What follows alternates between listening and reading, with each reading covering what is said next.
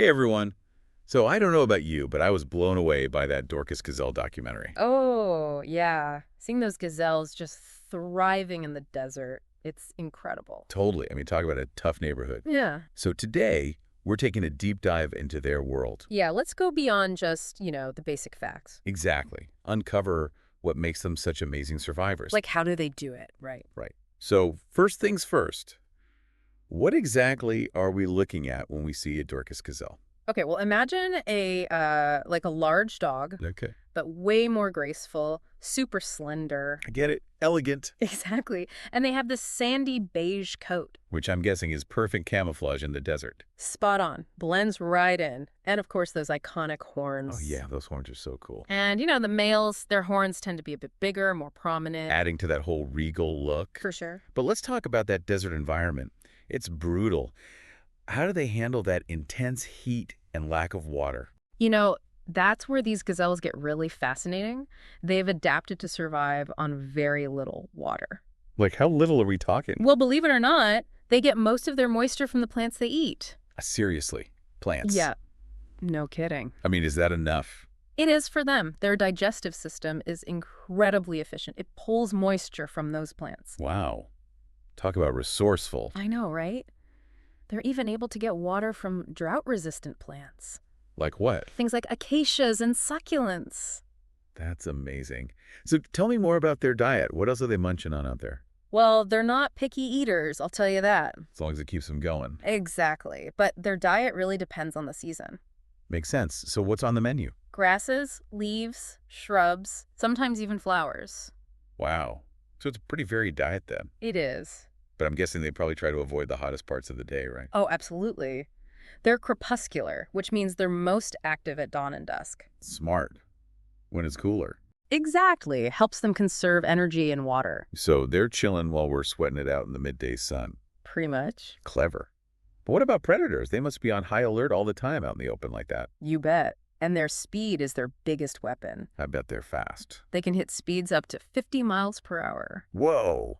That's incredible. And they're super agile, dodging and weaving. It's like an extreme sport out there. That's a great way to put it, especially with predators like cheetahs on their tail. Yikes.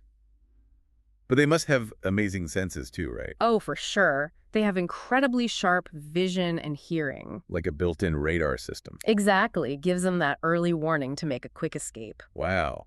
It's amazing how they use their senses to survive. Oh. So let's shift gears a little. What's their social life like? Well, they're social animals. They live in these small groups like little families, I like that. led by a dominant male. Ah, so there's a leader of the pack. You got it. And this male, he's got his territory and he's very protective of his females. Sounds like things could get competitive. They can. Males often have these little showdowns, using their horns. Head-to-head combat. Yeah. But it's mostly for show, establishing dominance. So not usually fatal. Right. More like posturing. I see, like a dominance dance. Fascinating how they maintain order. Exactly. Now, what about courtship? Are there any interesting rituals? Oh, yeah. It's pretty entertaining.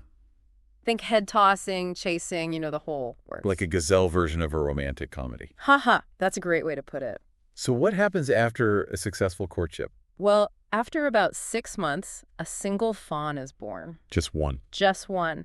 And those first few weeks, super vulnerable. I can imagine they're so tiny. They rely on camouflage and hiding to stay safe. The mothers are very protective. It's got to be a tough start for a baby gazelle out there. It is. Yeah, it's amazing how they've adapted to this harsh environment. Truly remarkable. But it also makes you think about the challenges they face. What are the biggest threats to these gazelles? Sadly, Dorcas gazelles are currently listed as vulnerable. Oh no, what does that mean exactly? Well, according to the International Union for Conservation of Nature, it means they face a high risk of extinction. Extinction. That's terrible. It is. There are a lot of factors contributing to their decline. Like what? Habitat loss is a big one. Human development encroaching on their territory. Makes sense. And overgrazing by livestock. They're competing for the same resources. It's a tough situation for them. And unfortunately, in some areas, hunting is still a problem. That's awful. But is there anything being done to help them? There are some conservation efforts underway, thankfully. Oh, good. Like what? Protecting their habitats is crucial. And anti-poaching measures are being implemented. I hope that helps. What else can be done? Captive breeding programs are playing a role too. That's great news. It is. Well, we've covered so much about the Dorcas gazelle. Yeah, we have. From those awesome adaptations to the threats they face. What stands out most to you? For me, it's how interconnected everything is. Their physical traits, their behaviors, even their social structure. It's all about survival in this harsh environment. Yeah, it's like a perfect system. But I can't help but wonder, with climate change and those already scarce resources, what will happen? Will they be able to adapt to these changes? It's a lot to think about. Hey, if you come across any new research or stories about these incredible animals, let me know.